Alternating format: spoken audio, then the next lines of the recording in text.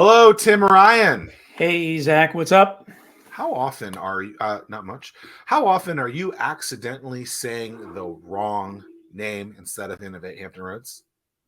Well, we're so new that I think the most difficult thing is that everybody, I guess you don't realize how well something is branded until you go and talk to people and everyone is introducing you to Start Wheel and, I just, rather than explain the whole thing, a lot of times I just find myself just letting it slide because, So do you write like start wheel on like your name bag and then cross it out and then well, have I have Innovate? not gone, well, yeah, I've not done anything like that, but like when people It's introduce a good me, icebreaker. yeah, but get me in there if I routinely say something. I mean, we talked about this on previous shows, right? You if you run Muscle in the memory's hard to get afternoon, through. yeah, Yeah, you run in the yeah, afternoon and you say good morning to everybody. At least I do. I still do. Yeah, yeah, yeah, absolutely. That, and it's just so many other aspects too, like where you know someone, maybe they get married, they get a new name, or you know of them from something else, right? And then they have a Yeah, new career, and you're like, oh, how's whatever, and then it's like, oh, you're not there anymore. So then you kind of feel like a donkey in that situation because you weren't following their career or whatever. But it's the muscle memory is always a fun thing to reflect back on and be like, how am I doing on this? So right. Yeah, I am a creature of habit, I'm going to big keep time. asking you that over the next 6 months to see how you're doing on that. So stay tuned, audience. Yeah, give me a little pressure to focus on the change. So, what do we got on tap for today, Zach? Well, We're someone that I've known for at least for 10 years, Jarrell Williams of Nomarama, a foodie, a food critic, a tourism, a Virginia tourist.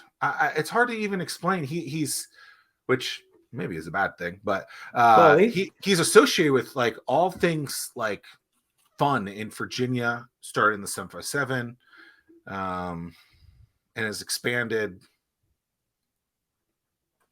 statewide, right? Yeah, I don't know. These statewide. are these are my favorite shows. I love meeting new people and Well, I don't know him that learning. well, but I've seen his stuff Yeah, over the years, and I've met yeah, him a handful of times. and I But have not. So I'm excited to dive in. so one of the most often asked questions between Tim and I on this show, which I guess is somewhat Virginia based, somewhat 757 based, is what is the and so I am very excited to ask this question to Yeah, you because you've been chomping at the bit to ask those questions, Zach. yes. So when you think of specifically the Hampton Roads, Norfolk, Virginia Beach, Tidewater, 757, whatever you want to call this area of southeastern Virginia, if you are an outsider and you come here to vacation or are here for a business trip and you say, hey, what is the food of this area? What's this area's food of choice? What's the food that it is known for? You got Baltimore and crabs, you got New York and pizza, you got Buffalo chicken yes, wings. buffalo chicken wings, and a plethora of beignets in New Orleans, maybe gumbo down there, a bunch of other different things, different places. What's the 757's food? Oh man, I don't even think the 757 really has like a specific food. I do know at one point a lot of people were using pimento cheese. And maybe it's a southern thing, I'm not sure, but a lot of these different restaurants that I had gone to, I wouldn't even say it recently, within the past like 4 years, everyone was using pimento cheese, whether they were calling it something different like pimp cheese or pimpin' cheese. I noticed that was like a trend or a common thread. Now, when you think of like what the 757 is more known for, I can't even put one particular type of food under my thumb. I've seen a whole gambit of different items, and that's why I loved really exploring the Hampton Roads, because in different pockets you have different cultural scenes, you've got different backgrounds, you have whole different vibes depending on where you find Sure. yourself. Norfolk, VB, Chesapeake, Hampton, um, and the ability to kind of explore culinarily anywhere to a certain extent in the Hampton Roads was a really positive thing for me to kind of uncover as I developed the brand, because people who lived in the area for X amount of years would always say to me, man, I've been here for 10, 20 plus years. I never even knew these places were even here. So yeah, I guess to answer that question, I don't even think there's like one particular type of food that the Hampton Roads is known for. Zach, how many times do you think we asked this question? Dozens. Things that have popped up: the Mexican white sauce, some sort of seafood, craft beer, orange crushes, and maybe that's it. Those are the frequent things that I think pop up. Pimento cheese was new. Yeah. I love pimento cheese. I have some in my fridge. Sauce, yeah, that white sauce was what populated in Virginia Beach, I think, initially at one point. Plaza maybe or something. Yeah, or, no, Plaza Azteca. It was the spot near Diamond Springs. I forget the name of the restaurant, but it started there actually.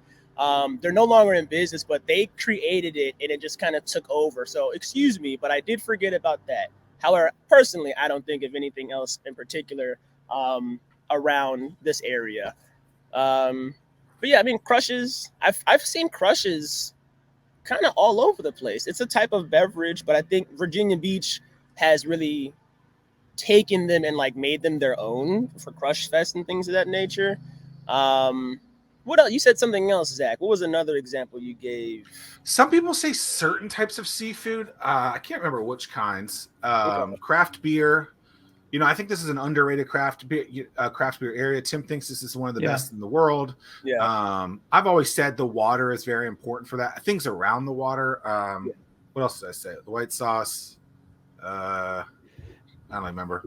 What was the other thing I mean, we learned on the show. We did learn that this is the Napa Valley for peanuts. Oh, dude, yeah. There's peanuts are big here. Franklin, Virginia. Buddy of mine, his family owns Hub's Peanuts. They're literally the best peanuts you can ever buy. We had Marshall on the show from there, you know, and then you get them. Shout out Marshall. That's the homie. Shout out Marshall. So, and then you get the nuts and you realize these nuts are huge and you're just like, oh, it's great. I mean, these nuts are so much bigger than any other nuts. It's wonderful. It's funny. I was a big Planters guy growing up, you know, typical cocktail peanuts. And then we did a tour of Franklin and got to stop by the Marshall's Hub's Vine business. They opened up in an old Farm Fresh building. Mm-hmm. And ever since having Hub's, I've messaged him, texted him, called him like, dude, I don't go anywhere else for peanuts anymore. We've actually made it a point to go back to Franklin just to like get a hoard of peanuts to bring back home. They're so good. The sweet heat ones are ridiculously good. And now they have their own chocolate line there. They used to export that. Yeah.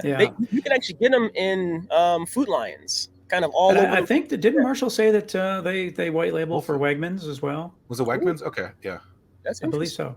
Very cool. Yeah. So you might be able to get it there. Hit your local Wegmans. We have one of those here. Because Planters was Suffolk, right? Planters was Suffolk. Yep. And they're still there. They actually just converted over an old Planters peanut facility into some apartments, I believe, recently within the past like 6-7 months. There's a big coffee, Massimo Zanetti, something like that. They do a big, I'm thinking of the can. It's yellow and black. It was on, I saw it on a show once a long time ago. I can't think of the name of it, but they do that here too. So I guess is that a problem though? Is not having something to promote? Like, is there something missing there? Is that a good thing, a bad thing? And that's just food related, right? I think if you think of this from a business, entrepreneurial, startup kind of ecosystem area too, some people think that there's something missing from that perspective. Is not having something to market, to brand behind, is that a good thing, a bad thing? When you think about that and reflect back on, oh, I forgot about this, I forgot about that, you know, the peanuts, the white sauce, the this, and then think of it from a business perspective, is that a bad thing, good thing? What are your kind of overall thoughts on that?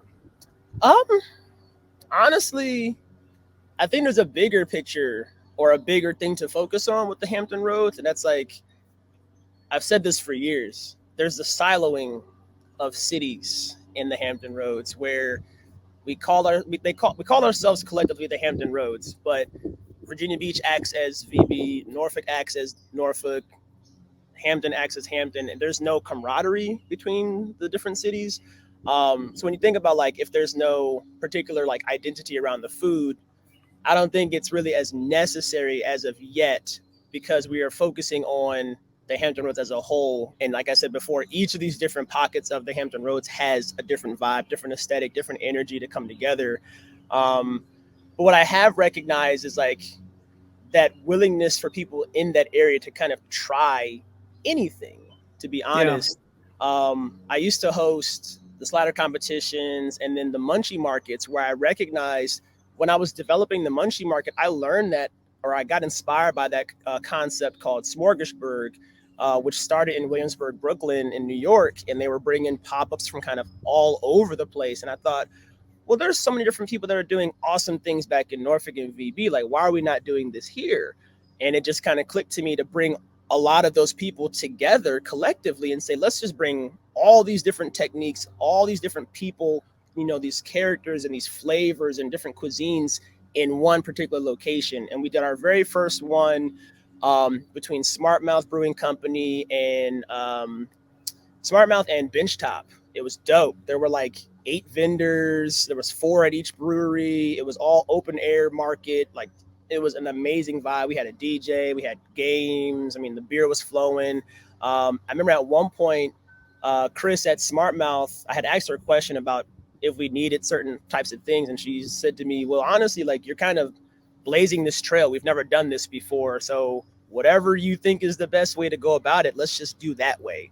And it turned into just something that really resonated with the local people because it provided them these different ways to try different foods. You know, like I said, that central idea of what Hampton Roads are known for, I think it's it's eclectic. There's just so many options. I'll say this over and over again. There are just so many different things to eat. I found, of course, Filipino cuisine. I found, you know, authentic African cuisine, you know, Latin cuisine. There's so many different things in the area. It's beautiful. Yeah, that's one thing that's neat is that Hampton Roads, really with the military that we have, we are very much a melting pot of so many different things. We're New York City. I mean, they're a melting pot because immigration happened there for so many years. But with the military, we have a lot of everything here. It's very transient. People moving in, moving out, bringing their cultures, bringing their types and styles. I loved it. That's one thing that so. Like it's, to your point, every city has like their restaurant week. Why don't we like have like co-host restaurant weeks, you know, where, you know, this week it's Virginia Beach and Norfolk or Virginia Beach and Hampton, or is everything still just so siloed that, hey, we're only focused on it? It's interesting because I've been doing this for a number of years now, and I moved to Norfolk in like 2006, right? Where I had been traveling and not a ton, but got there for college. And I learned a lot about Norfolk and, you know, living in Norfolk, unless you are familiar with the Hampton Roads and how there are 7 different cities, you think everything is just so far removed because people who live in Norfolk stayed in Norfolk. So I never really ventured to Virginia Beach until like my second year of living in Norfolk. But I remember at one point, this is years and years later, there was like an initiative where Virginia Beach and Norfolk were collaborating some capacity of like marketing the area. It didn't last very long, but I got super excited. I was like, okay, this is the start of something amazing because you think about it, like when you talk about, you mentioned New York before, it's the 5 boroughs. We know it's the boroughs of New York. Everyone can name, not everyone, a lot of people can name them on their, you know, at a whim. But you think of the Hampton Roads, you think of Hampton Roads as being a collective, but it's unfortunately not. But I think it would be a lot more powerful for the area to then really focus on chopping down those barriers and really collaborating with neighboring cities.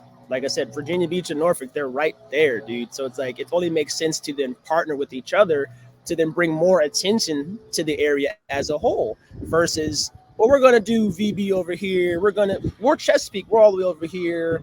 And in working with these different businesses for so many years, the businesses are looking for it. They want that. Yeah. So there's not a regional restaurant food association organization of any kind. Not that I'm not saying that there isn't, but not that I'm familiar with. I've been in rooms with city officials from, again, Norfolk, VB, Chesapeake, Hampton. There's like the chamber, right? The Hampton Roads Chamber. which that meets pretty regularly. But as far as efforts to collaborate collectively, I've not seen it. Maybe I just haven't been in the right conversations. But yeah. I've never heard of one. One of my good Yeah. friends, Chef Chris Hill, used to run Three Way Cafe. Mm. He's never brought it up. Not that he would know, but I would imagine he would know because we've talked about food before. I'll ask him. It's an interesting thought. I mean, to me, the chamber isn't really a food focused thing. I would imagine them not having, if they have some members that do food, good for them, but I don't really look at them as being like a focus on that. But it is interesting. When I'm hearing that and what I've seen from afar, and you and I have met in the past way long time ago, like you look at something and you go, okay, here's a problem. And you're like, okay, I'm going to use my artistic creativity to create this solution. It's what Nomarama has become. I feel like Lucian Freeland is the one who introduced me to you. I don't know if that name... Yeah. Okay, you do. Okay. Yeah, Lucian. Shout out Lucian. He's a good dude. Yeah, I feel like that's how he told me about you. I feel like it was like 2013, 2014 time frame. I think and so. You were rolling this out, and here we are almost a decade later, and you have, I mean, I've seen your stuff from the Virginia tourism aspect. I've seen City with Bite, which is really interesting behind the scenes aspects of restaurants in Norfolk specifically, I think. But like, walk us through the process. Yeah, I would like to know what is Nomarama?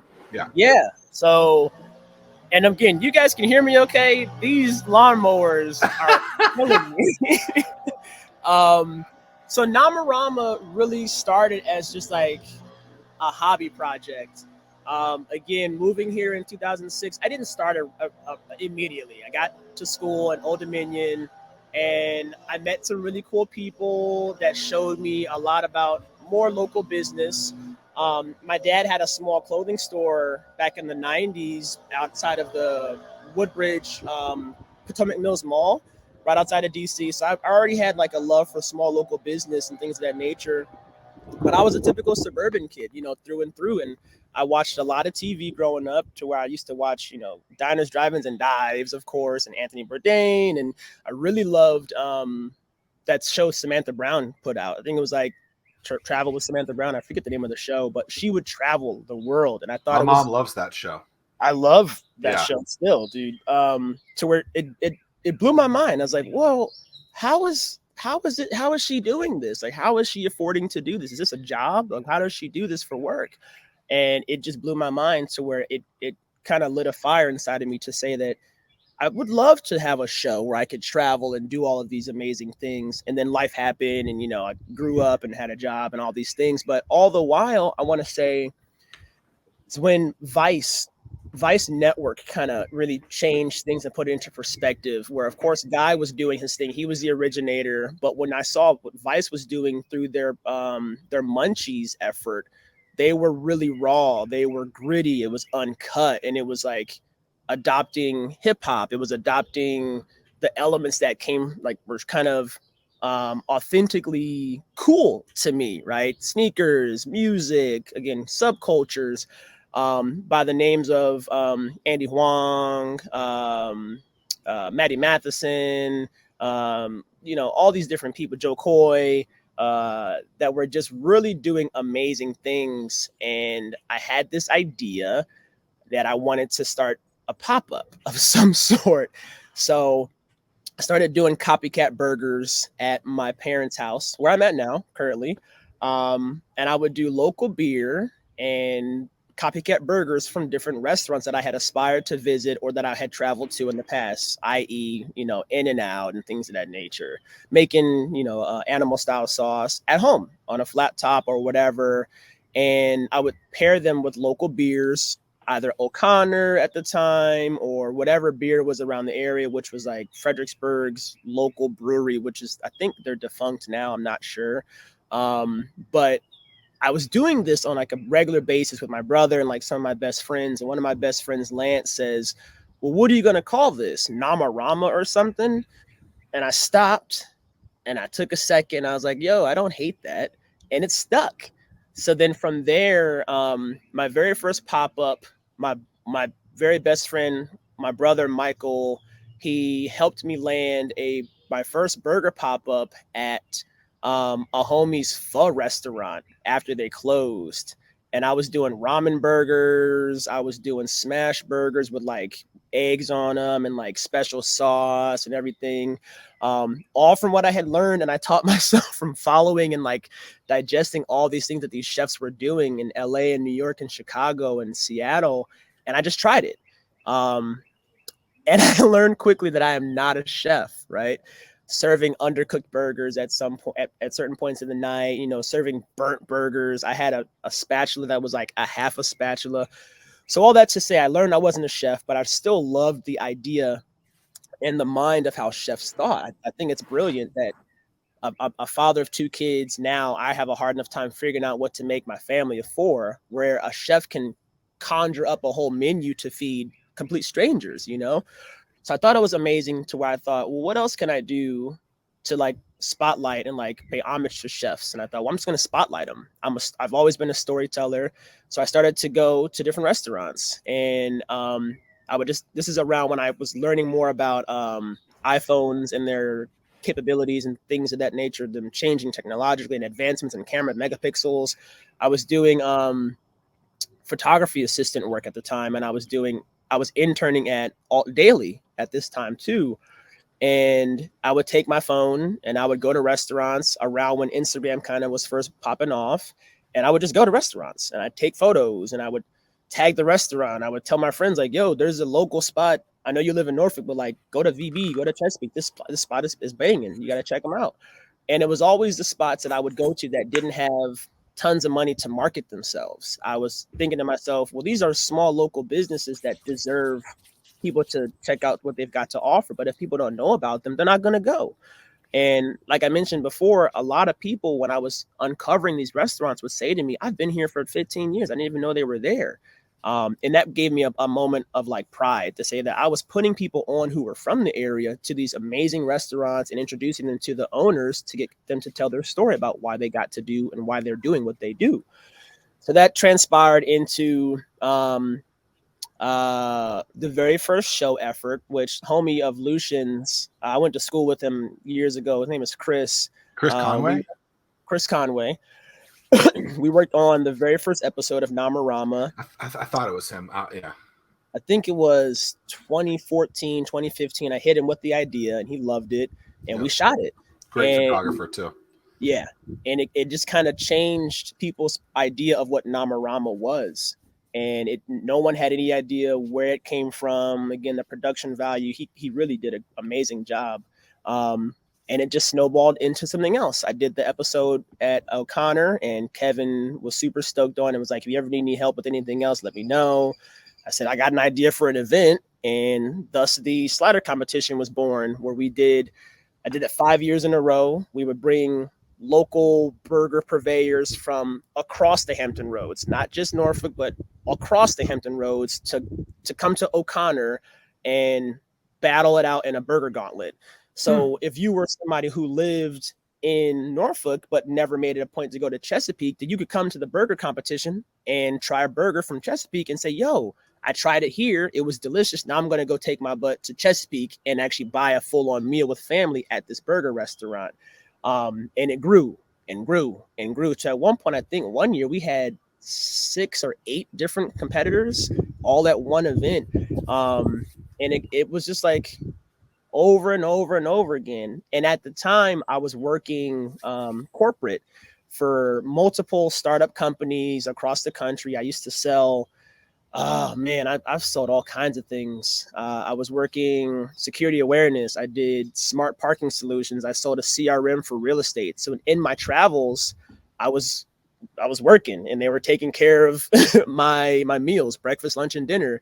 So when I would go to these different states, I would fly in early and I would just explore. I would fly in and I would just walk. I'd wander around different cities. I mean, I'm walking through neighborhoods, just like miles and miles and miles. And I would just look for restaurants and businesses and I would pop in, I'd eat and I'd meet the owners and the chefs and the local people that would eat there. And I just get to talk to people.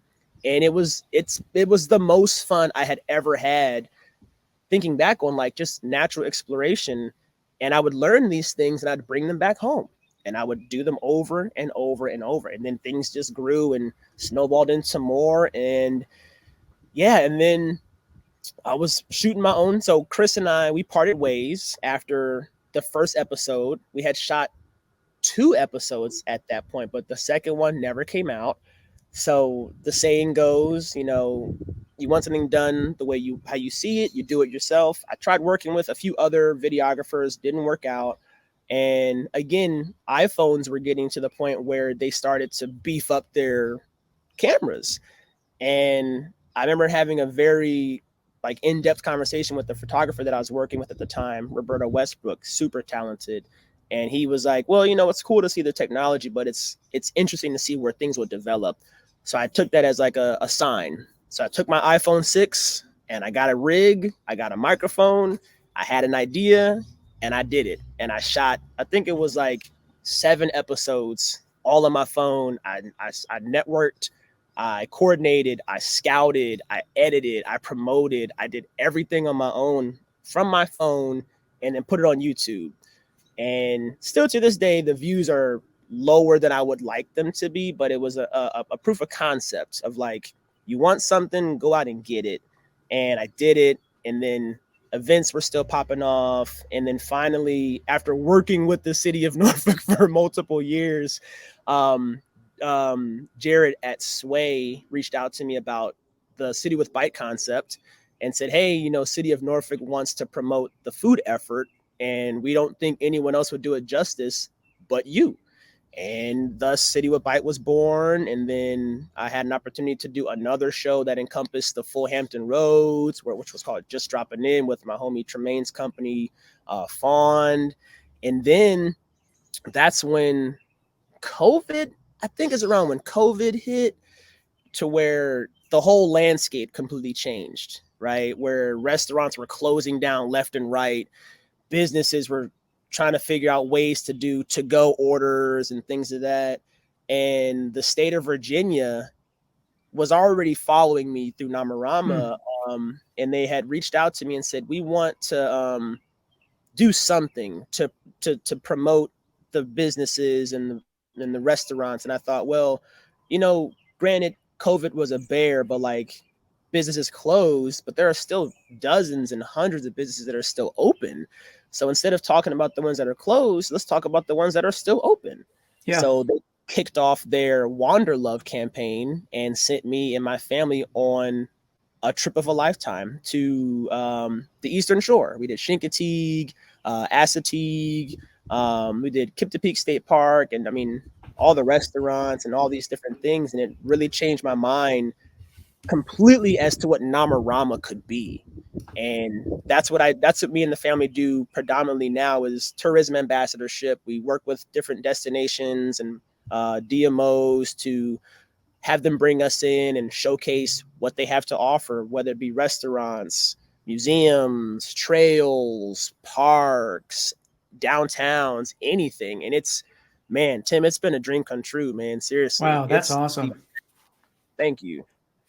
Well, so before we get too far down the path, I want to go back to O'Connor and find out more about this competition. What were like? So who was there one particular winner that stood out year after year? And yeah. So I got the idea for the competition to give the winner a golden spatula.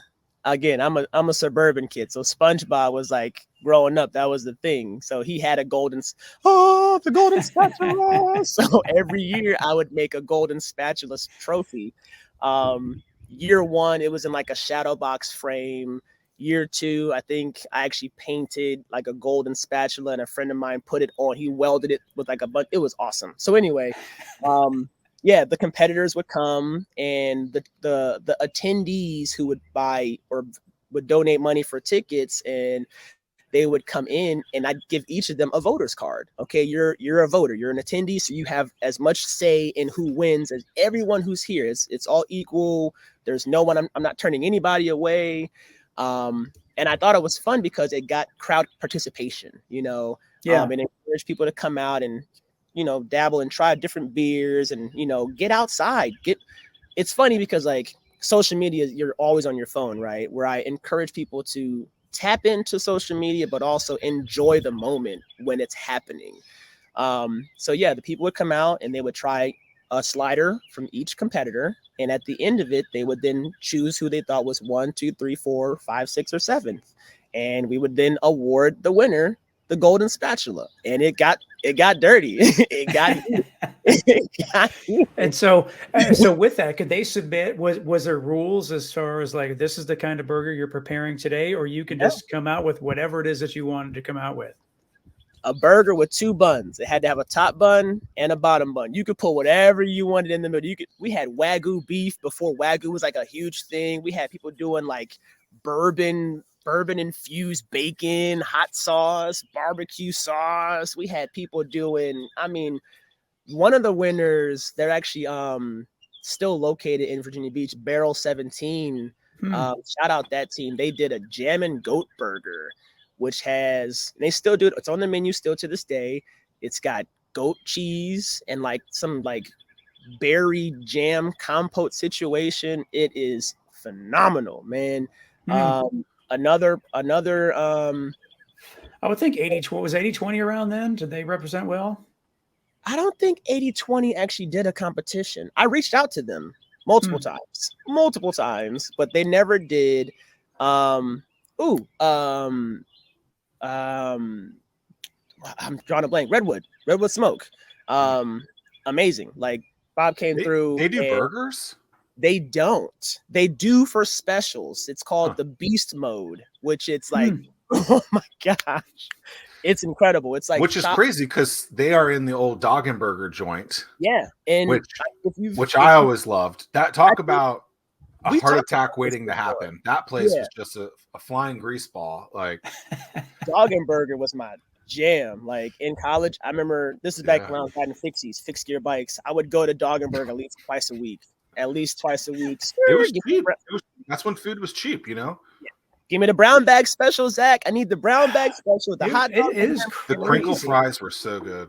How expensive gourmet burgers are getting these days? It's ridiculous. It's not just gourmet. You could go to the Mac Shack and spend $10 on a Big Mac meal. I mean, it's just across the board. It's like you get 2 people to go to Five Guys now, man. You're dropping some cash. $30.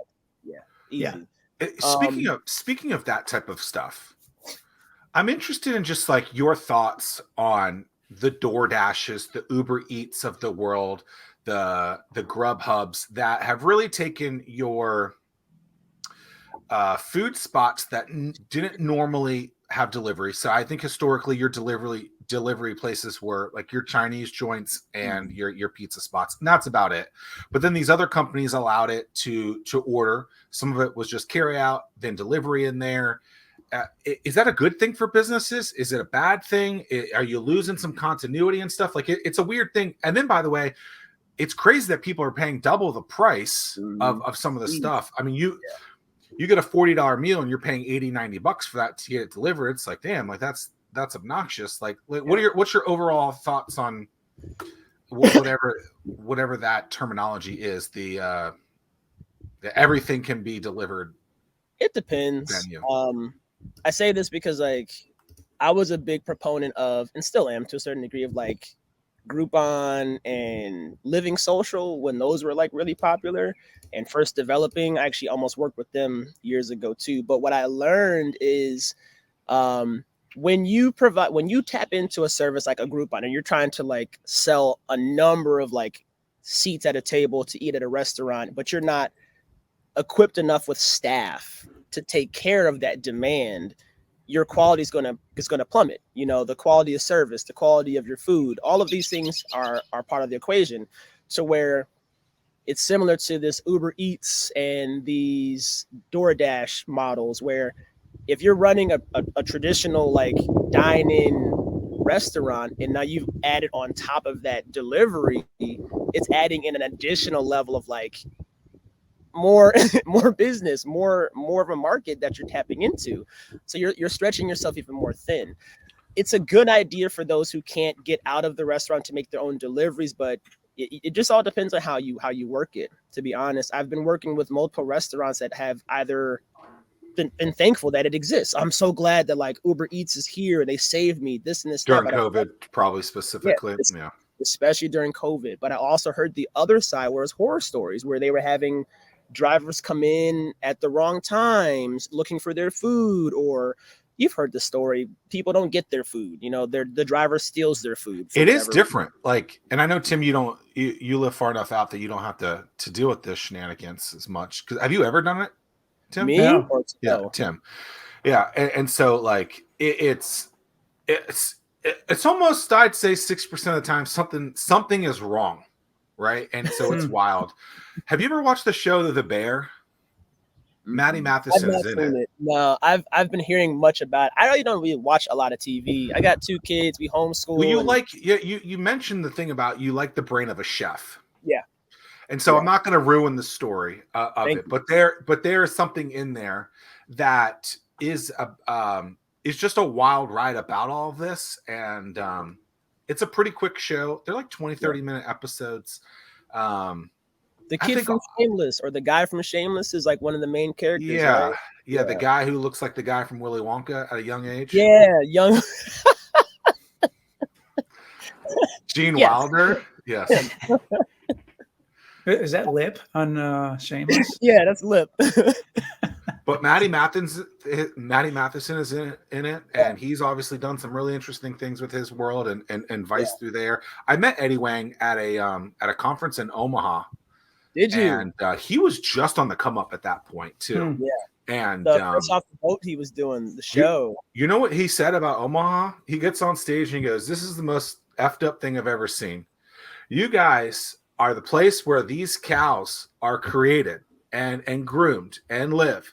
And then you butcher them or you ship them out to butcher them, and then you bring them right back here." He's like, "Well, why don't you do the whole damn thing here? It's like you're elongating the process when the damn meat is being produced here." And so people just sat there like, he's got a point. Well, I don't know. Why are we not doing that? Yeah. Oh, he's hilarious. I always enjoyed watching his shows. He was one of the top chefs that I was like, again, when Munchies came out and he was like pushing that charge for Munchies. I digested everything Eddie put out there. I watched all of his shows. I mean, I remember trying to look him up multiple times to see where he was going to be if I was traveling, if I could intersect paths with the guy. It just never happened, to the point where his show, Fresh Off the Boat Through Munchies, had to change the name because I think the station or the channel ABC picked up a show loosely based off of his life, called Fresh Off the Boat, which is another great show that I loved watching that until the season ended, or the show was ended entirely. But yeah, man, it's a wild time. It's a wild time. Zach, when we lost you momentarily, we were talking about expanding out throughout the state of Virginia, being able to explore different places. I'm curious, what are some of the sleepers across Virginia? Like if we're cruising 81 or 64 going west, that we have to stop. And what places we need to check out? I don't know routes very well. I know. I mean, it's just like Stanton seemed like there were some cool places. So we've been to Stanton a number of times. We never actually done an official tour there just yet. I did have a great time in Danville. I had never been to Danville or Farmville, which are areas that I've never would have gone to otherwise. But that's again why I said those tours changed my life, to consider these other pockets of Virginia. I've been in Virginia all my life. But I really predominantly stayed in Northern Virginia and the Hampton Roads because of school and where my family was. But not until like traveling did I realize, there are so many different pockets and you don't know about them unless you take the back roads. So I always encourage that wherever you go, if you give yourself the time to go the back roads and really explore what each of these little pockets of Virginia has to offer. The main interstates are a lot of the reasons why these small towns and small cities die out, because they're workarounds, right? To avoid them and to save time. But when you think about it, you're going through these little downtowns and these main streets, and there's these small individually owned businesses that at the heart of it, it's someone's dream to run a business for themselves. It's someone's goal to start a business and to like actually encourage people to come work with them and to provide for other people. I think it's beautiful. And as people, wherever you live, it's our job to support other people's endeavors, especially those ones that are working towards building the community wherever you are. You know, these people who have small businesses are not using that, typically speaking, are not using that money to go buy another major yacht or a super jet to fly them somewhere. It's for little Jimmy's soccer lessons or Yeah. Susie's whatever she's trying to do after school. And for my kids particular, like summer camp is coming up next week. You know what I mean? So like to own a small business and to be able to put my kids in STEM camp for the summer is like, it's amazing. So it's our job as residents wherever we live to patronize these businesses, and wherever you travel to, don't go to the brick and mortar major chains and stuff. Like we have those everywhere. Check into the spots that you can't find at home. In that same vein, I feel like when you go to a new city and you go on your like your Yelps or your TripAdvisors, I think those are a little misleading oftentimes, right? Absolutely. Where like the top 20 are often misleading. They could be a great time, they could be a great place, but a better thing to do is hop in a $10 Uber drive and ask the people there and be like, where should I go? Right. Yep. And so if you're coming down for Virginia Beach, get in your Uber and ask those people where to go and say, I want to know where the locals go. Right. That's and so when I was in San Antonio, we would do that all the time. And they took us to a place where Tim's wife loves, by the way, the little marketplace. Yeah. But they took us to this place called the Pearl District that we never would have gone to. All these other little places, very locally focused. Yep. And it's just like, that's what you need to do is get an Uber car, spend a little bit of extra money doing that, and ask those people, because they're gonna know, where do you hang out? Yep. Where shouldn't I go? Right. Yeah. So exactly like, well, a lot of people will go into this and that. It's like, no, don't go there. Like, I'll do that in the morning, Zach. I'll when I go for a run or we're traveling somewhere, and I'll look to see where's the place that has the line out the door waiting for breakfast. I'll go back to the hotel, and it's like, that's where we're going, and works out pretty well. And it's funny because like that's exactly what I was doing when I was traveling. I was gonna say something else to that effect. Oh, we were in Miami for my birthday last year, and when you think of Miami, you think of like Miami. You're like, oh, the beaches, the colors, and the party, and the vibes, and the food, and this and that. Which Will Smith and his song Miami. You just think about Miami, that. Yeah. And he said, oh, Miami. Anyway, we were out there and we got to stay in Little Havana, which is so amazing. That's where Jeremy lives, Tim. Oh, Cali, it is. Mm-hmm. Cali Ocho. Yeah, that's our that's a bucket list place for us to go. We were gonna go, and then COVID shut everything down. You gotta go. It's starting. We were there last year, and they already started. They were finishing a Starbucks. So go now before they gentrify. It's going to happen just like anywhere else. But I mean, you got your typical spaces here and there that are going to be pocketed and stuff like that. But Cali Ocho, there's art, there's music. There were everywhere you see coffee, a little cafecito, the small espresso drinks. And then we went to a spot called Sanguich, the most delicious Cuban sandwich I have ever had in my entire life. We went there first. We first got there, ate all over Miami. We went downtown and just to check it out. There's nothing exciting. It's typical big city stuff, right? But then we went back to Sanguich again the day before we flew out and we walked to the restaurant in a rainstorm to get a Cuban from there before we took off. It was so good. But to that effect, Zach, it's like people know Miami for Miami, but like many people don't know about Little Havana, right? And the thing about before Virginia Beach's Vibe District kicked off, those businesses have been there for years.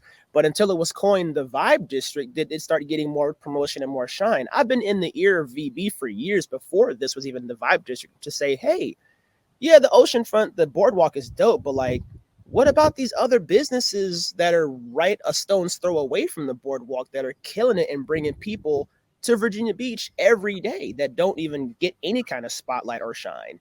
I'm glad they're doing it now. Kate Pittman is doing an amazing job, charging that. But it's a give and take. Gentrification, redevelopment, all of these things. There's a gift and a curse when it comes to those kinds of things.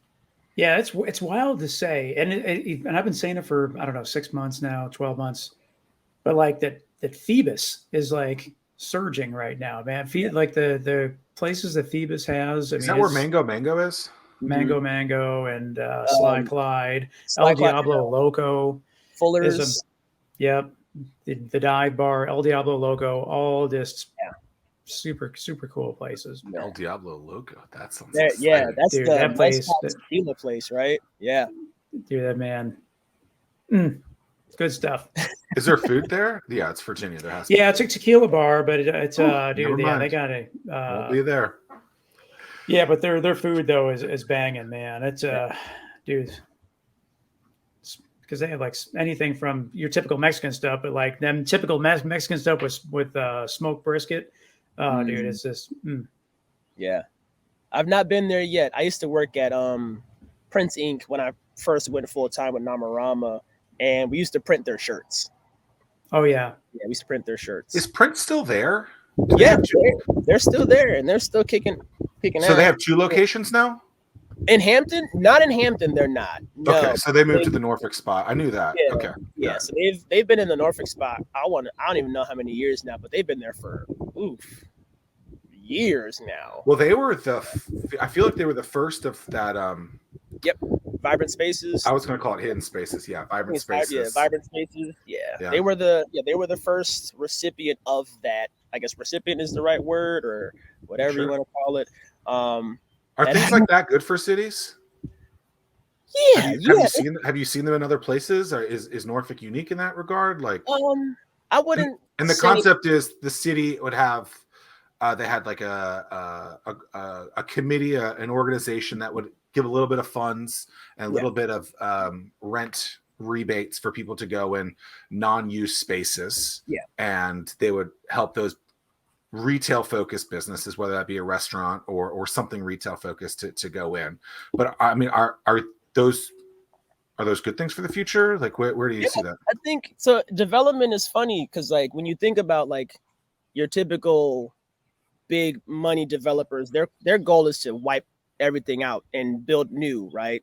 Whether it be apartments or new shopping centers or whatever the case may be. But initiatives like Vibrant Spaces, they're not there to wipe it clean. They're there to, in essence, like revitalize spaces that have been there in different kinds of use and other kind of activities, but they're working to kind of hone in on the original character and beauty of the area, and then putting spaces and businesses into those that will then revive, like, again, bring more life, bring more energy into it. I appreciate things like that, and I wouldn't say Norfolk's um the first person to do anything to that effect, right? I've been in different places where I've seen it called different things, but it's a similar concept, and it's always appreciated to see that. I guess yeah, that answers the question. I love being able to see where cities will, and it happens a lot when you see like the downtowns, or it's the railroad towns that have railroads going through them, or river towns where the warehouse districts or the business districts are then recoined as something different, where they'll take those big brick buildings and they'll section them off and turn them into either condos or creative workspaces or multi-use retail spaces. I honestly think that's what should be done with MacArthur Center Mall, to be honest. Tear some of it down, use some of that courtyard space for some other things. But who am I, right? I think it's important to recognize that it's not always necessary to tear stuff down. It's 2023, you know what I mean? We yeah. can make work with anything. Richmond did a really nice job with that. And Fredericksburg's done a really nice job with it too. They got a cool downtown as well. Yeah, I grew up here, man. When I was growing up here, it wasn't anything out here for a young black kid trying to find something cool to do.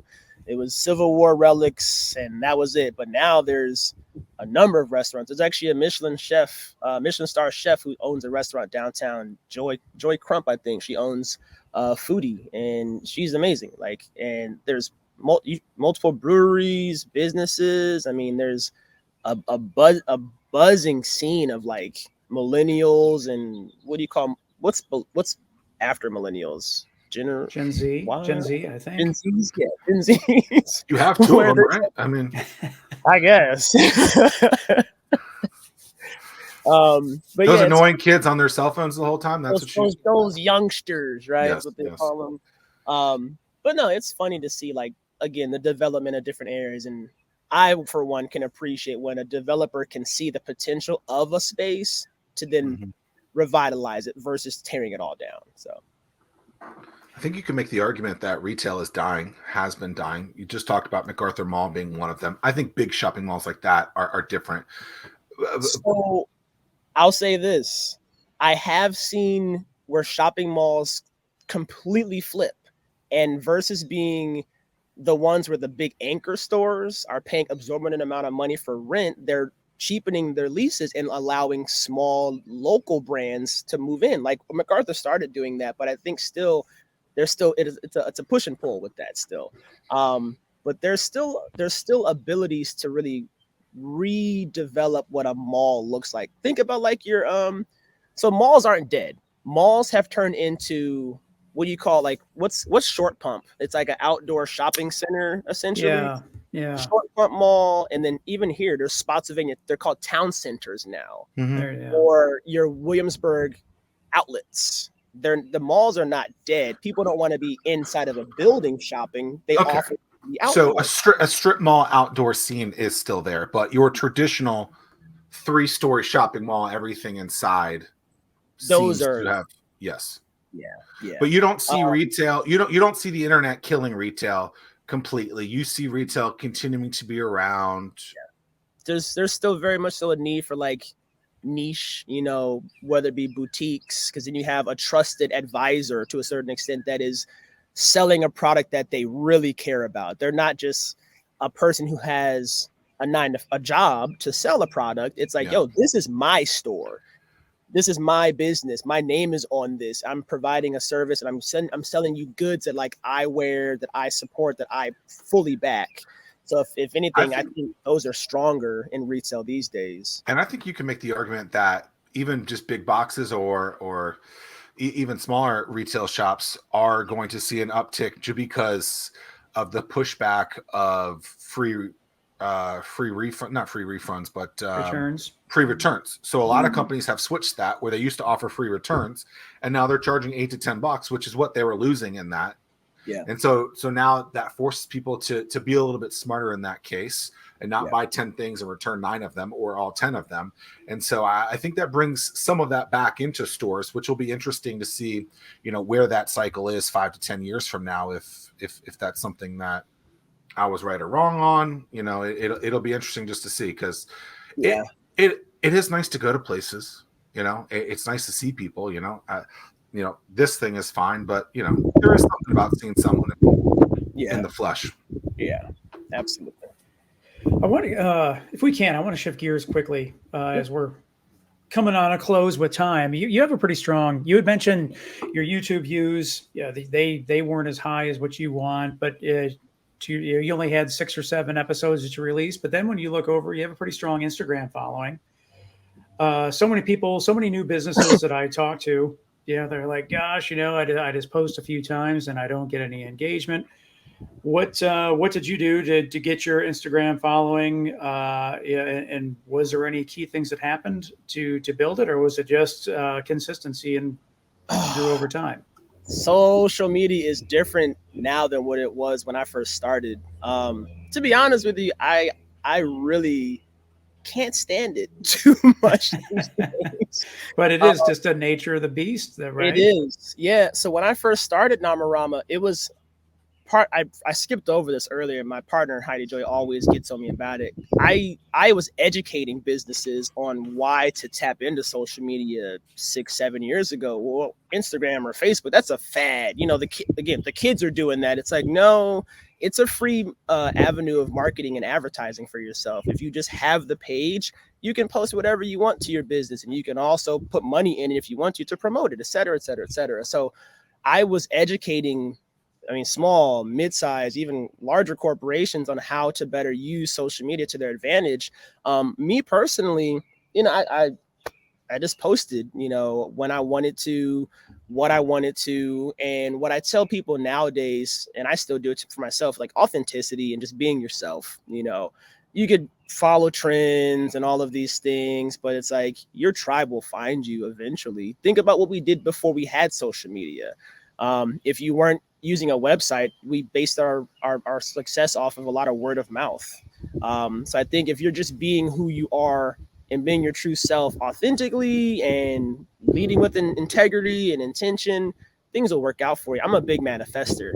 I said before, I've had dreams of all of these things years ago, and I'll look at myself today. I wake up every morning like, damn, I did it. I'm not rolling in the dough, but I wake up without an alarm clock. I wake up and we go on adventures every day, and we have the best time. We just came back from a gig in Charlottesville. We got hired by Retro Hospitality to send us through a whole tour of Charlottesville. We went to Shenandoah National Park, and it's awesome, dude. It really is a dream come true, this lifestyle. So yeah. Yeah, Charlottesville's a cool place as well. Virginia, yeah, gosh, we have a lot of really pretty cool places to check out. Yeah. And I think it's important, again, if we live in Virginia, people are really focused on, well, I want to go to New York. I want to go to Cali, and it's cool. Those are all really great places. Don't get me wrong. I love going to New York and California. But if you're just looking for like a getaway that you can drive to, just hop in the car, man. 2 hours in either direction in Virginia. You got beach, city, you've got mountains, you've got the bay, you name it, dude. We have all of it.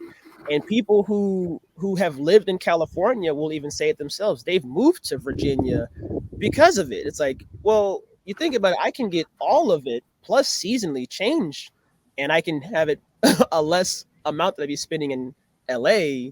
I'm going to just go to Virginia. And that's just my own personal take on it.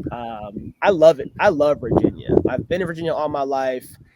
I've lived in North Carolina for like a year.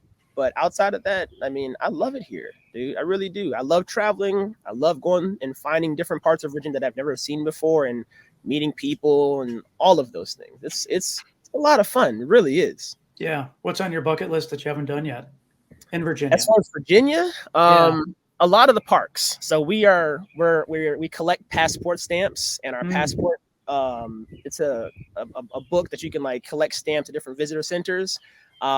There's a place called the Channels I've not been to before. It's like right on the West Virginia line.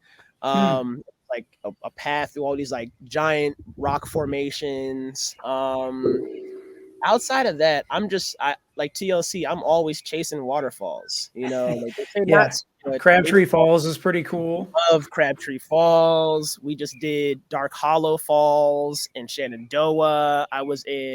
This is in Maryland. It was Patapsco State Park in Maryland, which is another amazing falls. I love waterfalls. I absolutely love waterfalls. Natural Bridge is a cool thing. Yeah, Natural Bridge is dope. We went to what was it? Not Sky. We did Skyland the other day, but there's a park. It's like a pasture of like cows and stuff, and it's a national park or a state park. Skyline Drive, not that? No, that was in Shenandoah. Heidi Joy will know. We were there. It was also very cool. We were on one of the highest parts of the park where you could then see parts of Northern Virginia. You got to see Tyson's Corner. You could see like kind of like Woodbridge-ish area, I think.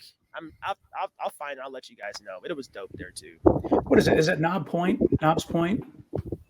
No. Well, no, but that's one outside of Roanoke that okay. That I got to do. But I mean, dude, I'm embarrassed to say that as long as I've lived here, I just ran. So Saturday morning, Zach, I ran a lot of the Elizabeth River Trail. I had never done that before, man. And like that, dude, that's to have that, and that's a pretty cool thing to have. And dude, in terms of like being able to run in the city, man, it's the ERT. My biggest gripe with the ERT, and I used to live right by it, is that it's more of a route than a trail. Okay. Right. And so the part that you did, Tim, is more of a trail where it's actually like an actual thing. But then when you get to like the ODU section towards the end, it's really more of a route. Like, hey, we're gonna So go yeah, through I this started. neighborhood, So yeah, not I so I more of a started trail. at Waterside, and then I went past Smartmouth, and then all of a sudden, then it became part of a trail. Then finally, I was like, dude, I gotta go home, man. And they've So renovated a lot of that stuff, but Yeah. that's my only gripe about it. So I used to ride it all the time. I do enjoy it, but I would like it if it was more. and even trail-y I don't know what the than- name of the trail is in Fredericksburg along the river, man. I ran that. That was that's super cool too, man. I mean, Yeah, it's just there's a lot of trails out here. And again, growing up, living here, I pulled away from things that I loved when I was a kid, being outside, finding bugs, climbing trees, and not till I started tapping into that again did I really, open my eyes and say, wow, if you just live like a tourist where you're from, you might find a lot of stuff. And that's when I started right. to that. Wherever you find it, wherever you live, sure you can knock it and say, oh, it's boring here. But like, are you doing the research to learn about what your town or your city has to Yeah. offer? Oftentimes people aren't. I mean, That's just the like easy answer. This just to leaving- find the excuse. yeah, I mean, like leaving the Norva Friday night, Zach. I was like, man, dude, what a cool place to have in our backyard. I mean, Yeah. like the Norva is like there's no place better to see a show. I The mean, Norbert it's just is one of my favorite. That was the very first venue that I saw like a concert. To this day, it is still one of my favorite. Even things as small as like on the holidays, downtown Norfolk will play music from the speakers. It's like that's such a little gift, right? They don't have to do anything of that nature, but it's like the fact that they take the time and the little attention and detail to things like that. It's a Well, the arch lights.